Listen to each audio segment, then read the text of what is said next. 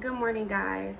So I was in the middle of a video a little bit ago, and I was touching on feminism ways and how they are destructing our unions and our relationships and our potential at marriages. And if we are in marriages, for those of you who are, I am currently single, but I do aspire and do want to be in a marriage. And so I've groomed myself into different ways and allow God to teach me and my ancestors to work with me to make me a better woman so that I can be the ideal marriage material and wife when the time does come.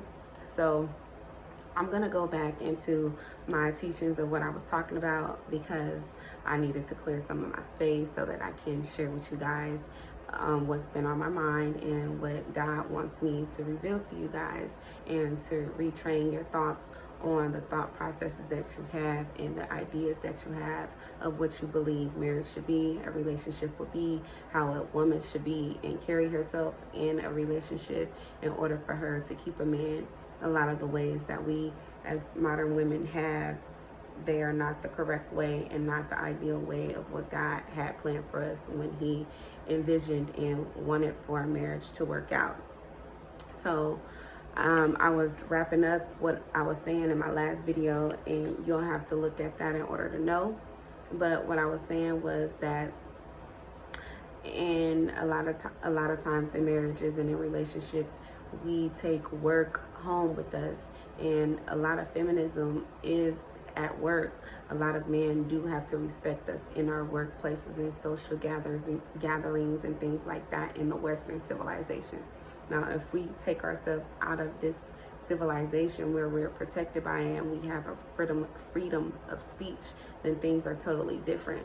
In a lot of parts of the world, men and women are treated very differently and usually held in different regards to tabernacles that are in laws that are being followed in biblical terms by commandments that God has made and wisdom that God has given to each gender for how the roles should be and how it should be in order for us to have a balance in a union. A woman is a feminine and a man is a masculine. A man has physical protection, a woman has physical wisdom. And I'm not saying that men are not wise. I'm just saying that women, they hold the laws. They hold a lot of the teachings in order to keep a man grounded, in order to keep her family grounded, even if she isn't in a marriage. A lot of wise women were once at a time chiefs and held really high positions because of the knowledge that they had and the wisdom that they were given by God. So a lot of times God give women wisdom because they are nurturers. They're better to relay messages. They have a softer approach at times to relay messages where a person can receive them, especially if it's coming from a genuine place in their heart. A lot of times men will hearken and will listen to a woman who is soft-spoken but also authoritative in what she's saying, and she has knowledge and she can back up her knowledge with facts and with proof of what she's speaking on, okay?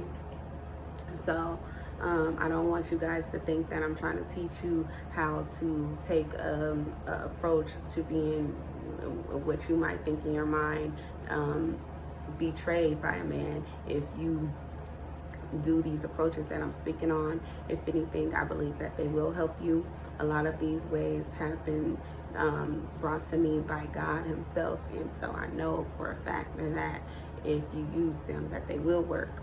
A lot of these ways I started to use in my relationships over the past, so I know that they work. They have worked. I'm single now because I choose to be single for the time being so that I can find someone or someone can find me. Not even I can find someone. I am focused on myself so that someone can find me. The right man will find me. My husband will find me when the time comes. So I'm not in a rush for that, but I do learn, I do groom myself so that I am prepared for when he does come in to be the perfect match for him and to give him all of the things that he needs in order for him to be a better man. I do not want to stunt his growth once he gets into a marriage with me in order for him not to be able to thrive or for him not to be able to be himself when he's with me. I would love for him to continue on his path and his journey that he was on before me, but that we can continue it on together, and I can help him and I can guide him, and he can guide me as well into the perfect match, and to being a power couple. Really, a lot of times we are blessed when we find our mate, the perfect mate for us, not a karmic, but our twin flame, who will help us into our ascension with God, and help us to be a better person, and help us to have all of the doors open to us that should be open to us if we come into union with them. Now, if doors are not being open to you and you are in a relationship, it's probably because you're not with the right person, and that person is karma for you, and they're called a karmic, and they're bad karma. They are someone who you will not get blessings with. You will continue to have headaches. You will continue to have heartaches. You will continue to have problems. You will continue to live in confusion until you find the right person for you. When you do find the right person that is for you, if you're a man, then that woman will not be a strain to you. She will be a person who is, as it seems, a gift. She will bring you all of the things that you desire with her wisdom. She will bring you all of the things that you desire through her grace with God. So we're going to talk about love and how you'll know when you found the person that's your partner. As I was just mentioning,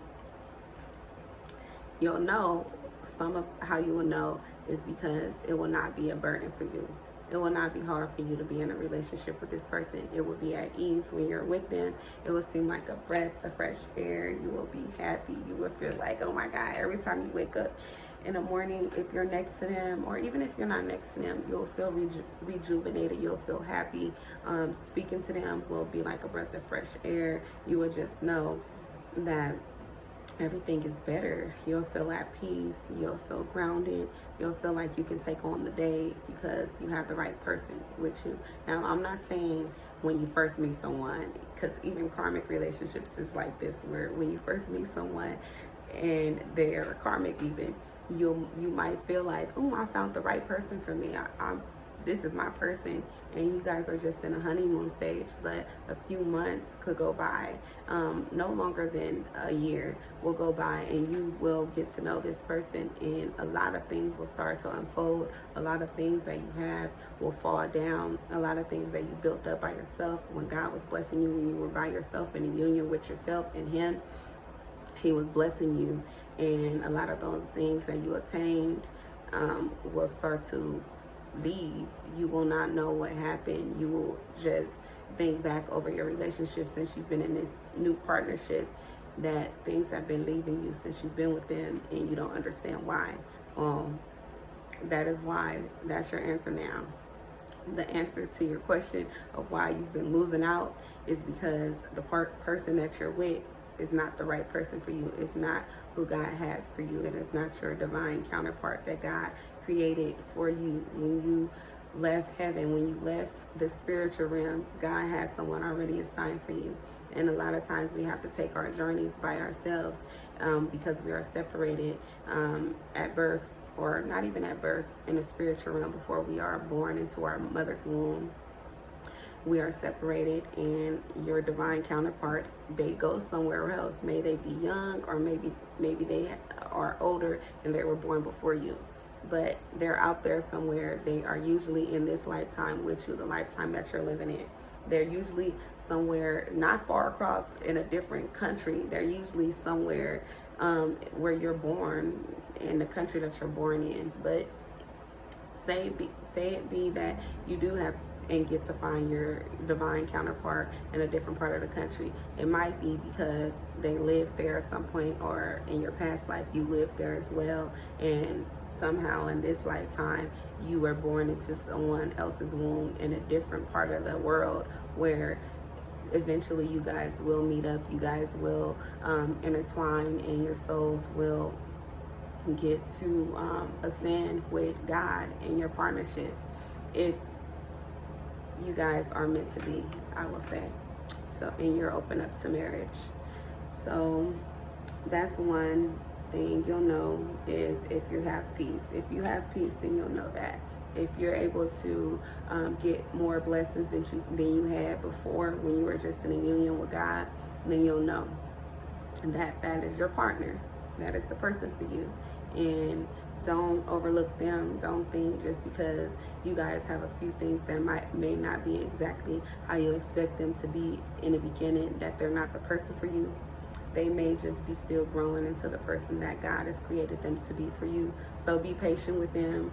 Do not leave so quickly because they don't have everything, the full package that you're expecting them to have when you first meet your partner, okay? You're going to have to go through some tests to make sure that you are ready for each other. Because if you're not ready for each other and you try to force something, it will be broken down and you will be forced to go through many tests and obstacles in order for you to get on the same alignment and path alignment of where you're supposed to be in God's sight, in order for you to get the blessings that you need, in order for you to carry out the many lessons and the many things and teachings that he has for you to place onto this world together.